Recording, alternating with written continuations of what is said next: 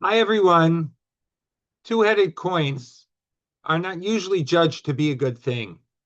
You see, when we are trying to be fair and can't argue the merits of one side or the other, we might leave things to the flip of a coin. One person chooses heads or tails. If his side or her side wins the toss, then they win the advantage. They might get a chance to take an advantage on a school playground game or win a teacher's contest in school and what it might be, in the great grand scheme of things, a trivial matter.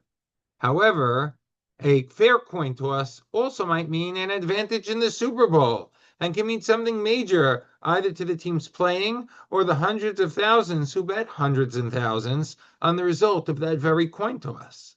So it's kind of obvious that using a two-headed coin would be considered unfair and cheating in any of those instances. A two-headed coin would create an automatic outcome, guaranteeing success to one side of the coin toss. In fact, the existence of two-headed coins seems associated with disadvantage and cheating, and the coins are almost always inauthentic. It's not a surprise that in the entire history of the United States to date, only five coins of this nature seem to even exist, which is why in our history, it's odd that we celebrate not only a two-headed coin, but one that has four heads. That's right. The Gemara tells us that Ezu Matbea Shel Avram Avinu, what is the coin of Avram Avinu? Zakein Uskena mitzad echad. It had the image of an old man and an old lady on one side, Ubachur Besula mitzad acher, and a young man and a young lady on the other. Now, what was the purpose of Avram's four-headed coin? What was its value? Now, ironically, I believe that the disadvantage of a two-headed coin, one that renders it completely useless and valueless in modern time, is precisely that which made Avram's coins meaningful and lasting. You see, the issue was in the value of the heads. You see, Avram and Sarah were the two heads of a new revolution in ethical thinking and morality. The whole world stood on one side and they on the other. And while people might have revered the lone crusaders that were Avram and Sarah, they were also afraid of their revolutionary ideas that had gained a lot of traction and support. I mean, think about it. Avram and Sarah were an incredible team who, despite their biological age, seemed to continue in their mission with youthful vigor, influencing not only the intellectual elite like Shem and Aver were able to, but also to convert the masses to monotheism and mitzvah life. They assuaged their views by noting that the influence of these impressive icons, Avram and Sarah, was going to end when Avram and Sarah died. And they knew that they had no children and thus no successors, and that they, the people of the time, had nothing to worry about. That is, of course, until Yitzchak came along. For once there was a Yitzchak, there could be a future to the furtherance of his parents' mission. Indeed, Rav Soloveitchik noted that people started two distinct rumors about Yitzchak. The first was that Yitzchak was neither Avram nor Sarah's child. They argued that it was impossible that two old birds like them could have a youth, a fighting chance in today's world. In fact, in starting the rumors of their connection to Yitzchak, they were trying to destroy authentic Torah observant life relevance to modern with it people. At the same time, others argued that while it was perhaps possible for Sarah to have had a baby, the fact that was kind of hard to dispute, perhaps the child wasn't Abraham's. And Rav Soloveitchik noted once again that in this second rumor, the gossip mongers are argued that perhaps they could accept a new Judaism that embraced the tender side represented by Sarah Imenu, but not the overt halacha submission rule abiding one represented by Abraham. Yitzchak, by picking up the mantle of his father and mother, showed that the Torah message was alive as well. And adding Rivka into the mix just solidified it even more securely. You know, Rav Aaron Levine, the famous Raisha Rav, suggested that perhaps this is the purpose of this concept of the matbea. While it might refer to a coin, matbea can also refer to a formula, a limud, or a style. Avram and Sarah had developed this winning formula for successful living in an ethical monotheism, and its success depended on getting the word out that those very values were not specific to one generation or age range.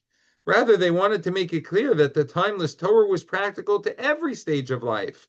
Young and old could and would find Torah living to be rewarding and be valuable.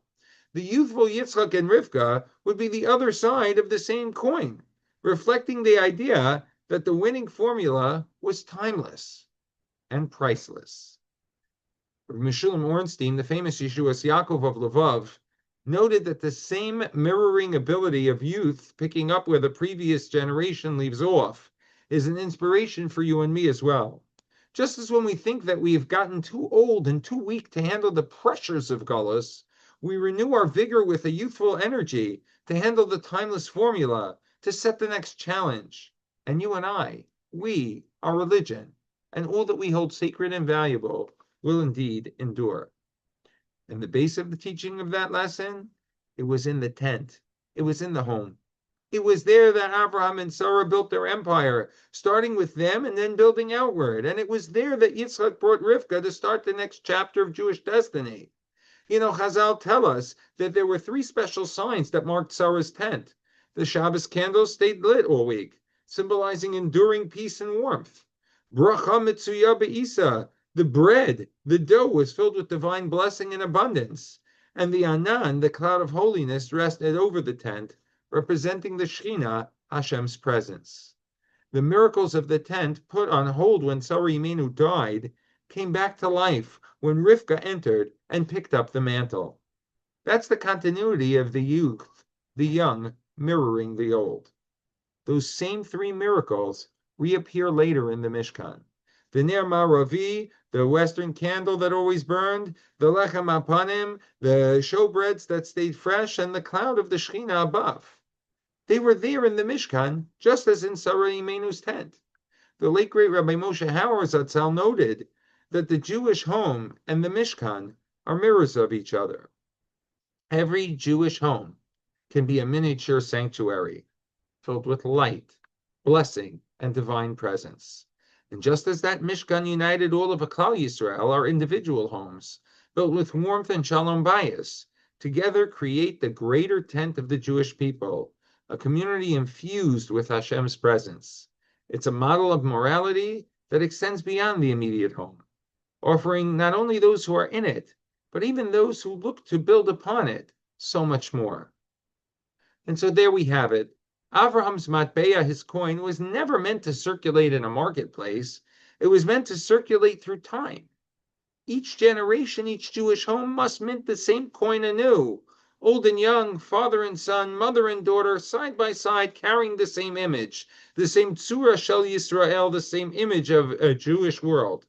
In a world obsessed with novelty and reinvention, you and I, we're not afraid to be like our parents and grandparents, because their light, it continues to shine within each and every one of us.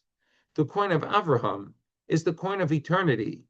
In every Shabbos candle we light, every bracha that we make, every ethic that we hold on to, in the face of whatever comes, every chesed, every act of kindness that we do, reaffirms that it still holds value. The world can change its currency, but the coin of Avraham never loses its value. You see, we are the living currency of Avraham and Sarah, and our homes continue to mint Kedusha, holiness, every single day. Wishing you and yours a Shabbat Shalom, and a Shabbat Shalom to all.